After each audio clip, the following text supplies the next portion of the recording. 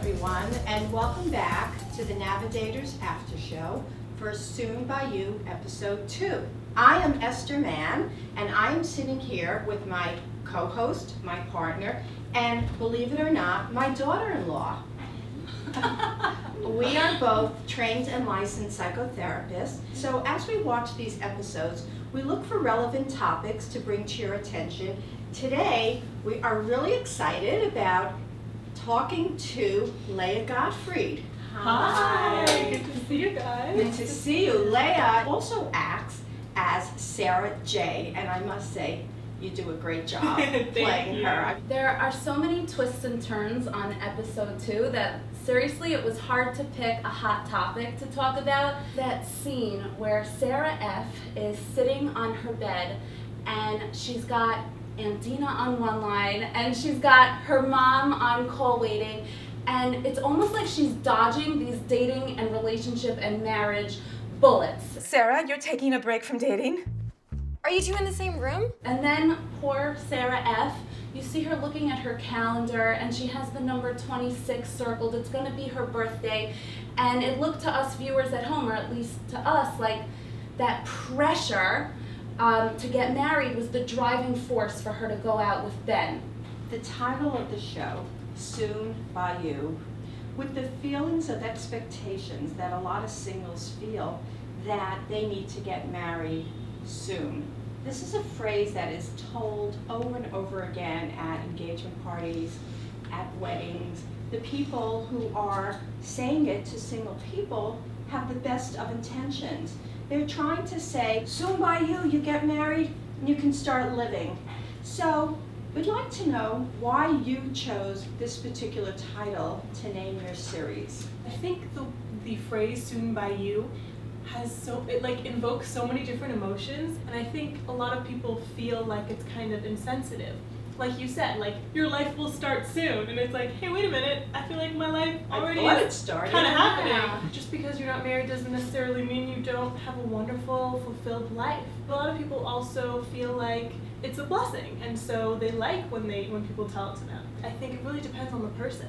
So for that reason, I chose that title because it has so many different meanings. I personally do not like the phrase "soon by you." It's very insensitive. It's making assumptions about what a person wants. Sometimes, you're at a wedding, and maybe particularly with older singles, people who've been at this for so long and they've seen their, 112th friend get married.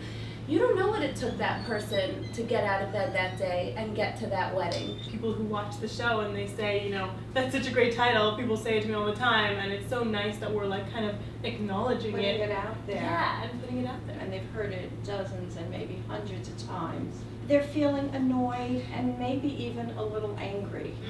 Is there any advice you might tell such a person? What do you say to shut this down? I mean, there's always that thing people say where, when people say "soon by you" at a wedding, they'll like say that to somebody at a funeral. But I wouldn't really recommend That's that a new so one. much. Really, what I would say is just kind of to laugh it off. Not take it personally. Try to not be around that person so much if it bothers you. Run Just for kinda- cover. Just Yeah, get it, distance dodge, yourself from people who either put pressure on you Right. or say it to you a lot. This is a wonderful time to find out what your passions are. We see as therapists women who come into our office, not everybody, but enough to mention it, and they're married, let's say 2 years, 5 years, 40 years, and they wake up one day, or it's something that's building over time, and they wonder to themselves, who am I separate and distinct from my relationship? Because they didn't put the work into themselves. If Sarah F were your friend, what would you tell her? What would your advice to her be? I would probably tell Sarah to focus on things that she loves, not focus on her dating life so much, not be in a place where she becomes obsessed with it. In the second episode, she's really in a place where she's getting it from all over. Dina, her aunt, and Avi, and her mom, and even her sister Rivka is putting pressure on her. She needs to just kind of go with her gut. She knew it wasn't right with Ben. If she listened to herself, she would just know that she shouldn't go out with him again. And you're a graphic designer? Well, I do a lot of graphic design work, but I actually spend most of my time painting. What, like Picasso? You sell anything or what? Yeah, I have. Especially with dating, people who are, busy with things they love are even more attractive. What's the bottom line here? Sarah F. is definitely a victim to all of the hype around her. It was not difficult to feel tremendous empathy for her as she looked at her birth date on her calendar. This is a no-no. A birth date is a time to celebrate. We say, take a page out of Sarah J's handbook. That would be you. Though she does lack some self-awareness and is totally oblivious to the messages out there, she's having a good time. She's true to herself, she's enjoying the moment, having a lot of fun, and not really allowing herself to get bogged down by the messages that Sarah F. has been bogged down by. Yeah, I love that. I think it's funny because a lot of people kind of see Sarah Feldman as the one that's more relatable. I feel like in a lot of ways, Sarah Jacobs, In some ways. she's got it going on. Like, In some she ways. does her thing. Right. I love her confidence, how she was in the moment, she went over to David's apartment, she knocked on the door, and they began this amazing adventure. We as the Navidators encourage all of you to stay connected to your worthiness, which has little or nothing to do with your marital status and everything to do with who you are at your core. This is super exciting because we got an email from a viewer from episode 1.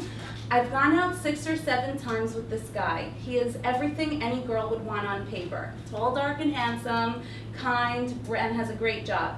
However, I'm not feeling the chemistry. Do you think I should keep trying or should I break up with him? We hear the conflict. When we go out with someone and they actually have the traits on our wish list and it's like check, check, check. But sometimes, as we discussed previously, the chemistry's not there. We don't marry a list, a wish list. We marry a living, breathing, vital human being. After 6 dates, if you're not feeling it, that's not good. However, before I would throw him overboard, let me make 2 suggestions. It's possible you're going on really boring dates. Maybe you go to the same restaurant every week and you talk about the same thing. On your next date, plan something whimsical, something exciting, something different, and see whether this sparks something. You'll see him in a different light. Maybe that will allow a better piece of himself to emerge. My other suggestion is ask yourself, what level conversation is taking place on your dates? In other words, are you talking about anything that really matters, or is it all, very shallow kind of conversation? I suggest you work on that.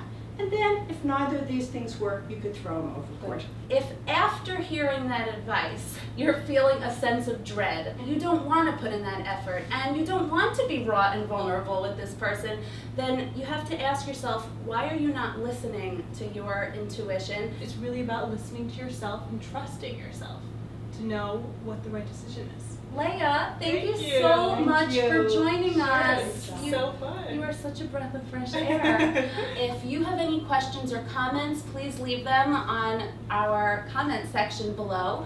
You can also email us with your questions or comments at thenavidaters@gmail.com, and you may be featured in our next episode.